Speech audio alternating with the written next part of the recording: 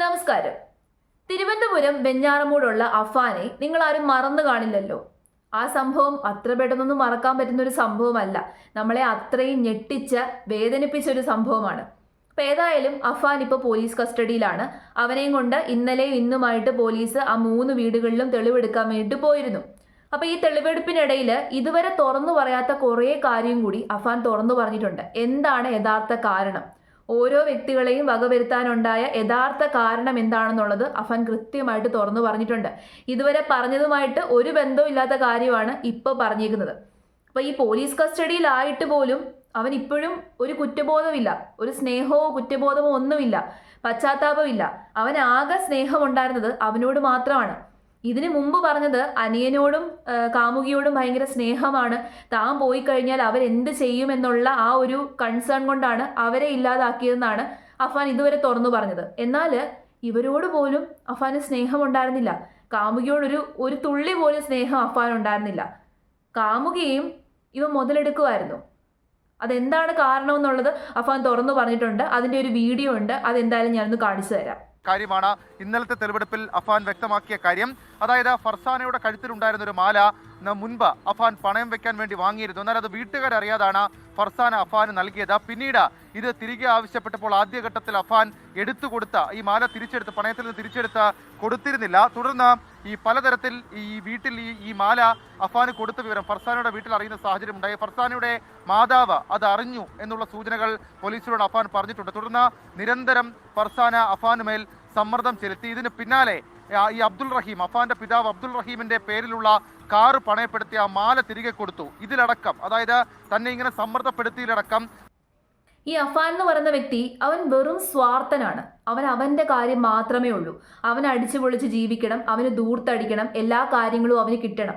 അവന് ആർഭാടമായിട്ട് ജീവിക്കാൻ വേണ്ടിയിട്ട് ബാക്കിയുള്ളവർ ഇരയായി. അതാണ് സത്യം. ഇതുപോലെയുള്ളവന്മാരെയൊക്കെ വിശ്വസിച്ച് അവന്മാർക്ക് പൈസയും മാലയും ഒക്കെ കൊടുക്കുന്ന പെണ്ണുങ്ങളെ വേണം ആദ്യം പറയാൻ വേണ്ടിയിട്ട്.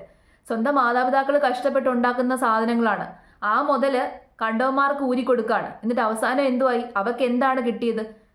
ഉമ്മയ്ക്ക് വയ്യ എന്നുള്ള കാരണം പറഞ്ഞിട്ടാണ് അവളെ വിളിച്ചു വരുത്തിയെന്നാണ് അഫാൻ ഇപ്പോൾ പറയുന്നത്. അനിയനോടും ദേഷ്യമായിരിക്കും.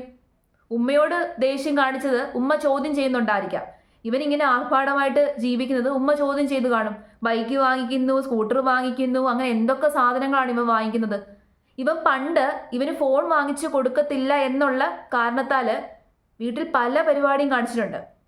ഇത് അവൻ്റെ തന്നെ നാട്ടുകാരനായിട്ടുള്ള ഒരാൾ എന്നോട് പറഞ്ഞതാണ്, മെസ്സേജ് അയച്ച് പറഞ്ഞതാണ്, ഇൻസ്റ്റഗ്രാമിൽ മെസ്സേജ് അയച്ച് പറഞ്ഞതാണ്.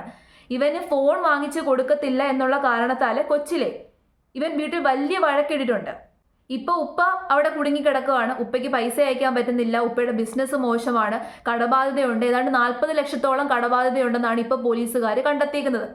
അപ്പോൾ അത് ഉപ്പയായിട്ട് വരുത്തി വെച്ച കടമുണ്ട്, മകനായിട്ടും വരുത്തി വെച്ച കടമുണ്ട്. അപ്പോൾ ഉപ്പയ്ക്ക് ഇപ്പോൾ പൈസ അയക്കാൻ പറ്റാത്ത സാഹചര്യം ആയതുകൊണ്ടുകൂടി തന്നെ ഇവന് ദൂർത്തടിക്കാൻ പറ്റുന്നില്ല. അപ്പോൾ ഇവൻ ദൂർത്തടിക്കുമ്പോൾ ഉറപ്പായിട്ട് ഉമ്മമാർ ചോദ്യം ചെയ്തില്ലേ? ഒരു മനുഷ്യൻ അവിടെ കിടക്കുകയാണ്, അയാൾക്ക് തിരിച്ചിങ്ങോട്ട് വരാൻ പോലും ഉള്ളൊരു സാഹചര്യമില്ല. ആ സാഹചര്യത്തിൽ സ്വന്തം മകൻ ഇങ്ങനെ ദൂർത്തടിക്കുന്നത് കാണുമ്പോൾ ഏത് ഉമ്മമാരായാലും ഒന്ന് ചോദ്യം ചെയ്യും, വഴക്ക് പറയും. ആ വഴക്ക് പറയുന്നൊന്നും ഇവന് ഇഷ്ടമാകത്തില്ല. അവന് ദൂർത്തടിക്കണം, അവന് സുഖമായിട്ട് ജീവിക്കണം. ഇപ്പോഴും അവന് സുഖജീവിതമല്ലേ? പോലീസുകാരോടൊക്കെ പറയുന്നത് നിങ്ങളൊന്ന് കേൾക്കണം. പൊറോട്ടയും ചിക്കനും ഇല്ലാതെ അവൻ ഇറങ്ങത്തില്ല. നോർമലായിട്ടുള്ള ഭക്ഷണമൊന്നും അവന് കഴിക്കാൻ പറ്റത്തില്ല. പൊറോട്ടയും ചിക്കനും തന്നെ അവന് വേണം. പൊറോട്ടയും ചിക്കനും ഇല്ലാതെ അവൻ ഇറങ്ങത്തില്ല, ചോറിറങ്ങത്തില്ല. അതുമാത്രമല്ല, തെളിവെടുപ്പിന് കൊണ്ടുപോകുന്നതിന് തൊട്ട് മുമ്പ് അവൻ എന്തൊക്കെ നാടകീയ രംഗങ്ങളാണ് കാണിച്ചു കൂട്ടിയത്. അവൻ തലകറങ്ങി വീഴുന്നു, അവനെയും കൊണ്ട് ഹോസ്പിറ്റലിൽ കൊണ്ടുപോകുന്നു. പൊന്നു പോലാണ് ഇവ പോലീസുകാർ നോക്കിക്കൊണ്ടിരിക്കുന്നത്. ഉറക്കം ഉളച്ചാണ് കാത്തിരിക്കുന്നത്. കാരണം ഇവൻ എന്തെങ്കിലും ചെയ്താൽ അറിയാൻ പറ്റത്തില്ലല്ലോ. ഇത്രയായിട്ടും അവൻ അഹങ്കാരത്തിനൊരു കുറവുമില്ല. ഇതുപോലെ സ്വാർത്ഥന്മാരായിട്ടുള്ള മക്കളെ വളർത്തുന്ന മാതാപിതാക്കൾ പ്രത്യേകം സൂക്ഷിക്കുക. അതല്ലെന്നുണ്ടെങ്കിൽ കുഞ്ഞിലേ മുതലേ മക്കൾക്ക് എല്ലാ സാധനങ്ങളും കൊടുത്ത് എല്ലാ സൗകര്യങ്ങളും ഒരുക്കി കൊടുക്കാതിരിക്കുക. എല്ലാ സാഹചര്യവും അറിഞ്ഞും കണ്ടും മാത്രം മക്കളെ വളർത്തുക. വാശി പിടിച്ചു കഴിഞ്ഞാലും കൊടുക്കാൻ പാടില്ല. അർഹതപ്പെട്ടത് മാത്രം മക്കൾക്ക് വാങ്ങിച്ചു നൽകുക.